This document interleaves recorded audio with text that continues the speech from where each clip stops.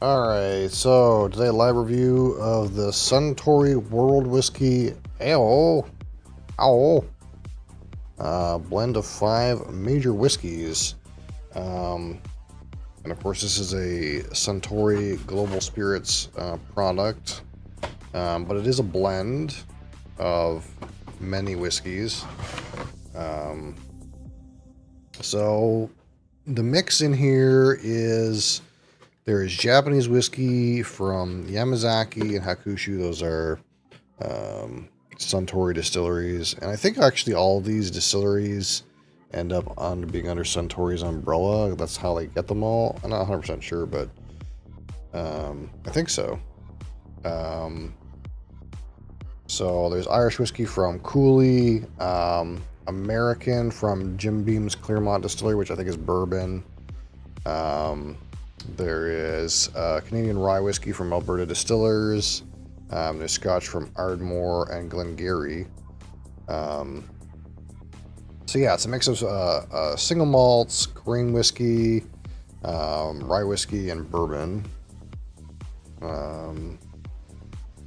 Of course, it's from the 5 major whiskey producing regions, and each one has a side of the bottle. It is a 5-sided bottle, somewhat. I don't know who got the short end over here, but somebody did. It is 43% alcohol, 96 proof, chill filtered, and color added, no age statement. But yeah, I think those are all. Because Beam Suntory owns Alberta Distillers, right? Do they own Ardmore and Glengarry?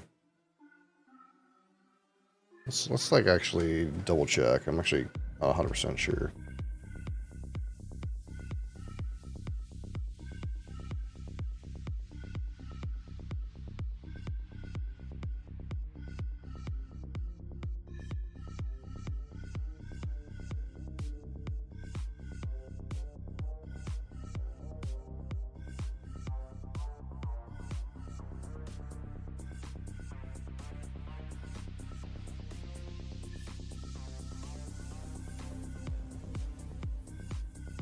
Yeah, I think these are all.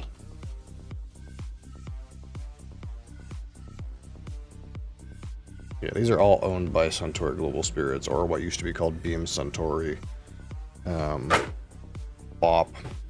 So that's why they can get these all probably very cost efficient, as they all come from the same umbrella corporation. So again, we all rate this out of 100, 25 for aroma, 25 for palate, 25 for finish, 10 for texture, and 15 for my personal experience. There's a little bit of peat in here, so it's a little bit smoky. It is a screw top. In the Japanese tradition, it is a screw top.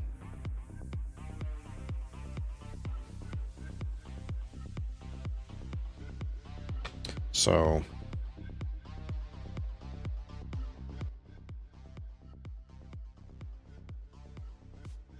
we'll give that just a minute there. Let's see how we feel about it. Yeah, I feel like in the past I had a hard time getting like the Canadian whiskey and the bourbon out of this, but we'll see what I feel today. It kind of felt like a bit of a like light smoky Scotch kind of vibe, kind of like a sooty, earthy, tobacco-y, smoky Scotch, which again we just had that Yoshi single malt on Wednesday, and that one had the same idea. It was kind of like earthy, sooty, tobacco-y kind of smokiness. Doesn't have like the green aspects of the peat, and not quite the campfire that you get straight from Scotland. But if most of this is like a mix of like slightly peated Japanese whiskeys and like slightly peated Scotch whiskeys, it probably will come across something like that. But we'll see if we can find that bourbon and rye today. Yeah, there is quite a lot of different things going on in here, and we don't know the exact proportion of the blend, right? So there is 5 different regions in here, but we're talking about 1, 2, 3, 4, 5, 6, 7 different distilleries. So, like, if only a seventh of this is bourbon from Jim Beam, then, you know, the odds that you get too much of a bourbon character is unlikely. But there's our, unfortunately, color added color here for 43% alcohol.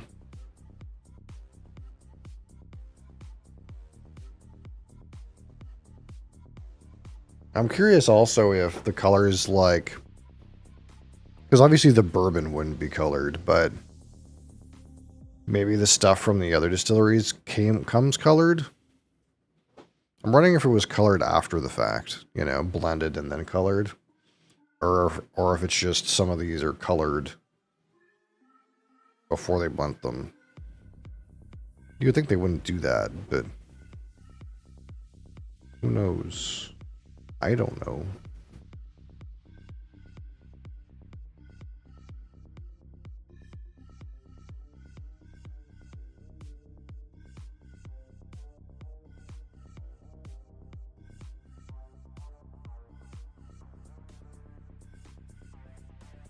Oh yeah, there's that right at the beginning, bright and shiny apple.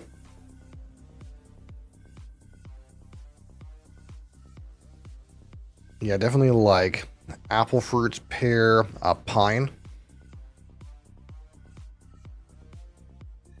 Yeah, I feel like I get a little bit of that like pininess, a little bit of that like slightly spicy like rye component.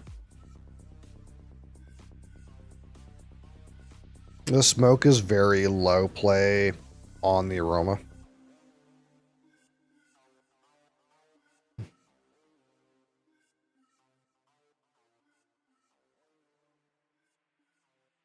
Oh, there's something that's like um man, like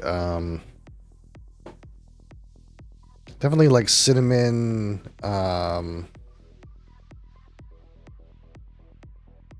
toast kind of thing going on. And those bright fruits, a little bit of pininess. Some like cinnamon toast, or like honestly like cinnamon sugar toast with like apple slices on it, kind of thing. Slight buttery note, a little bit of woodiness too.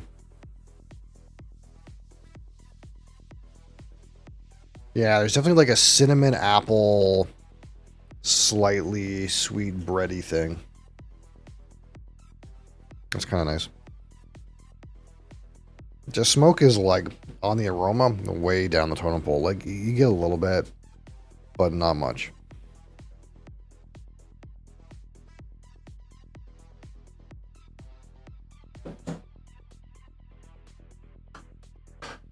I can't say like anything's coming out to me as like bourbony, but you know, that can contribute to the sweetness, that can contribute to the spiciness, it can contribute to maybe some of that woodiness that's in there. You know, it's all kind of like melded together, right? And I think the rye, I think, actually not 100% sure if Alberta Distillers rye typically uses New Charter Oak barrels, but it tends to be very like barrel forward in that way too.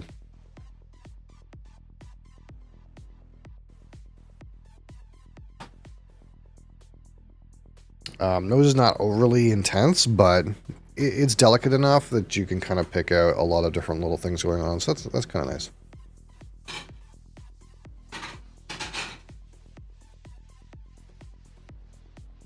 All right, so our world whiskey from Suntory on the palate. Cheers.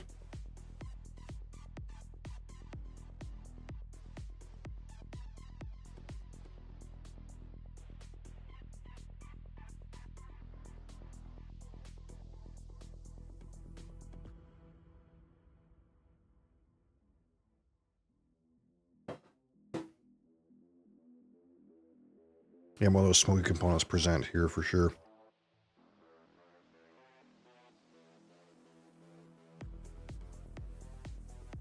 On the palate, malty, a little bit buttery, pretty smooth, actually nice mouthfeel.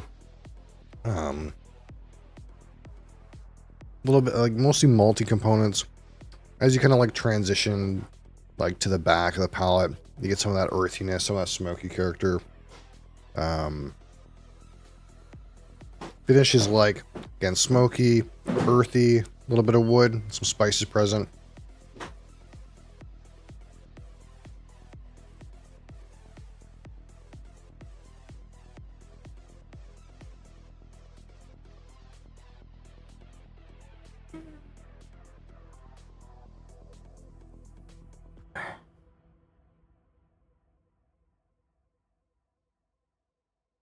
It's interesting that this feels so malt forward on the palate, even though it contains um, grain rye and bourbon.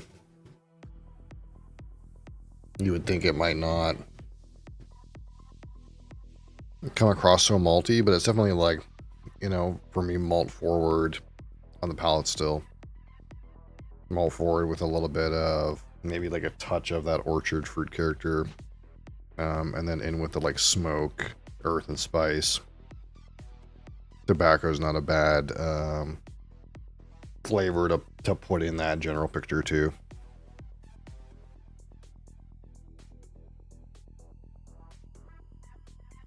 A little bit of honey.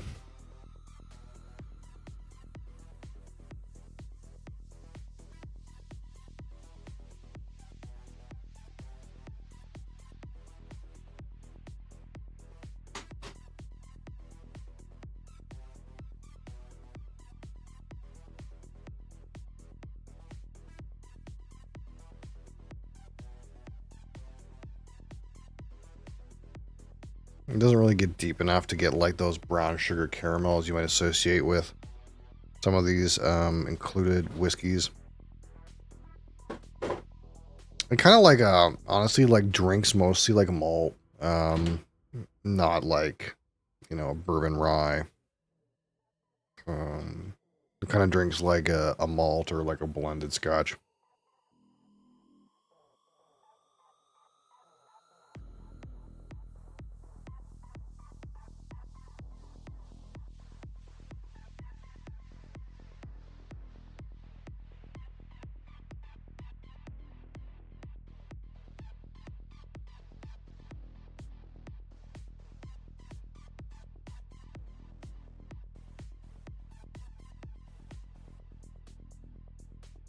There's a tickle of that rye spice on the finish. A little bit of that slightly piney kind of rye kind of component.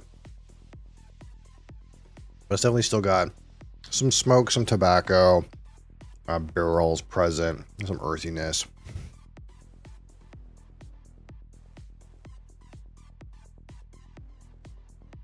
Probably the hardest thing to get out of this.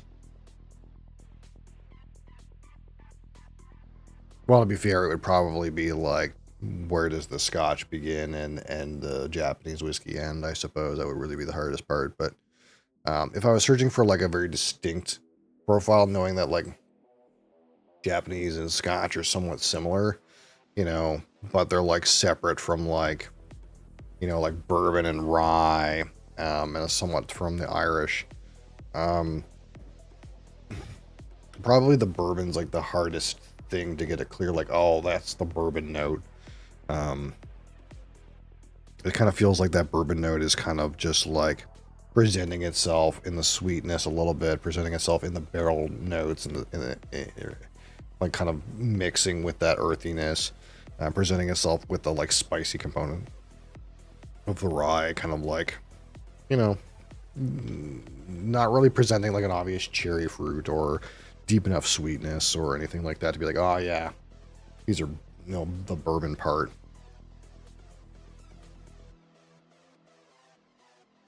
And I guess if we're being 100% clear, I don't necessarily, it's not necessarily 100% that the Jim Beam bourbon in here used is her Jim Beam whiskey, I suppose, and here they used his bourbon, but we kind of assume it is, right?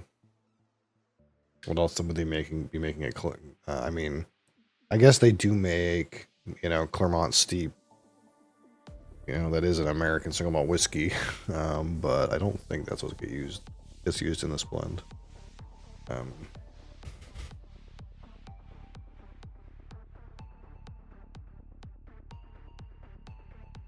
All right.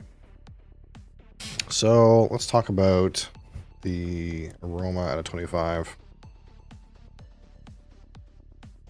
Again, there's nice mixed combination of notes at the beginning, with that kind of like slight smokiness, slight rye related pininess, but also like some very clear bright orchard fruits, cinnamon, sweetness, toast, smoke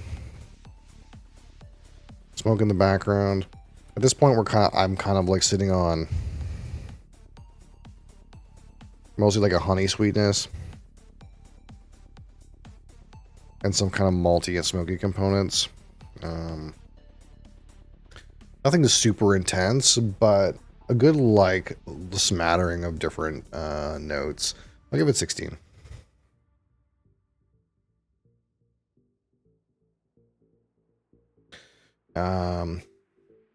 Now the palate, again, nothing super complex, mostly on the malty side for me, or I suppose those other grains could be playing in that same note, but conveys malty to me, slight touch of fruit, with that kind of like smoke tobacco, earthy kind of note at the back of the palate.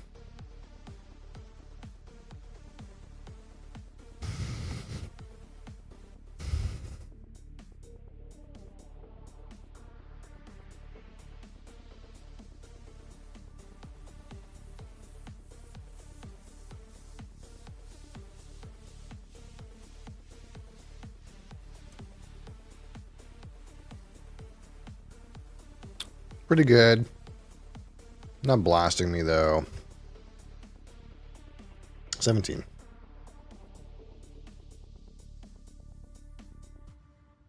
Pretty good expression of flavor for 43% alcohol as well. Not disappointing in any way.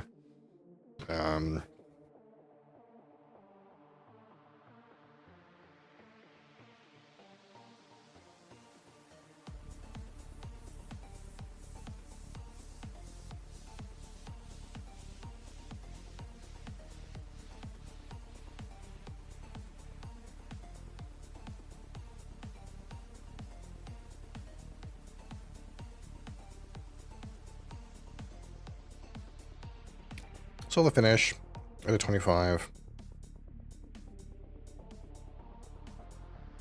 That baby. Oh, I know.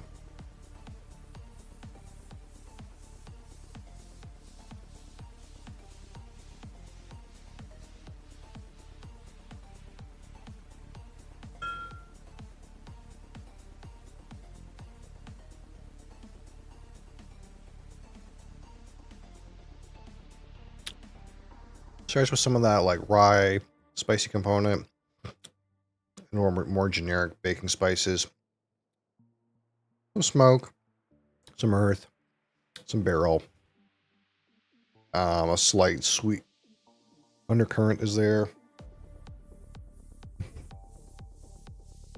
It's a good amount of different things going on there. Some good transition to. I'll say the length is like about fair, right? It's like about medium. It's kind of like spot on or in the middle. It kind of fades like around when you expect. I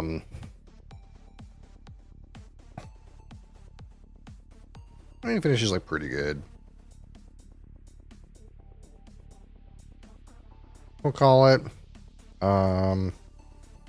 16.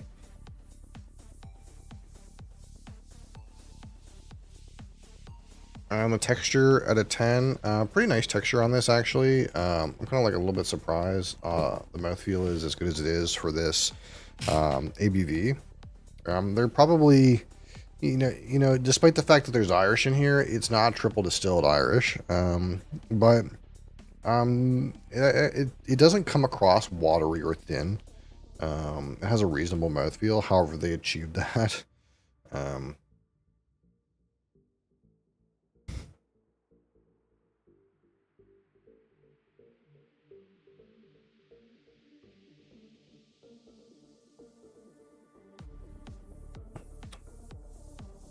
I'm gonna go with 6.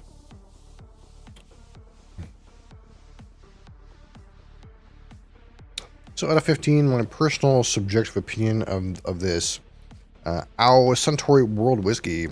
Again, an interesting bottle with this kind of blend of a lot of different types of whiskey into some kind of like package that is relatively well blended and harmonized. And you can kind of pick up trace elements here and there of every kind of like type here.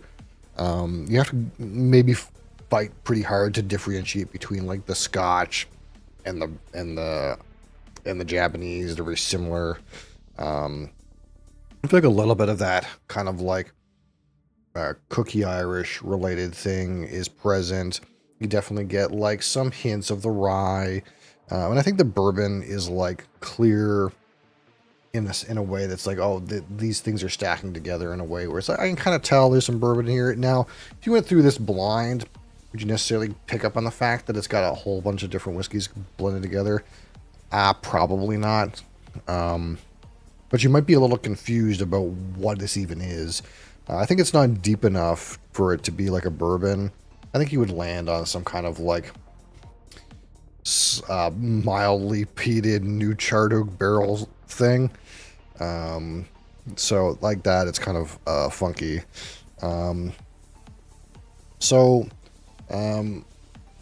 It's not too bad, but it's not. The thing is it's not like doing anything too wild and crazy that it's really like, oh yeah, it's so good, it's doing all these interesting things. It's like, well, it's got a couple nods here and there that make it like, oh, this is a little bit interesting, but it's not quite exciting enough.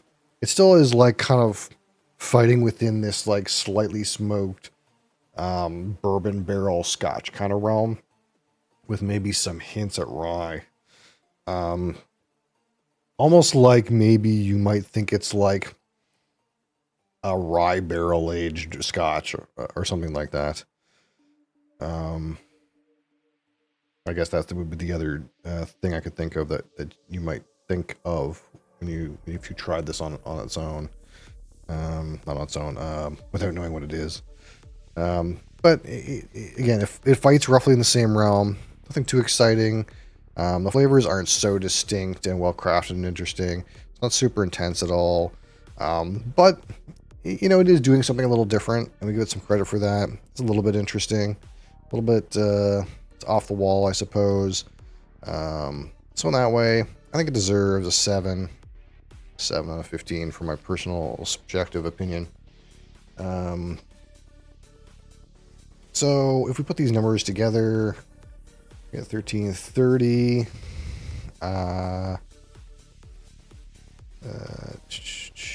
30, 60, 62? 62 out of 100? I think that's about right. We call it good. It's good. Not bad.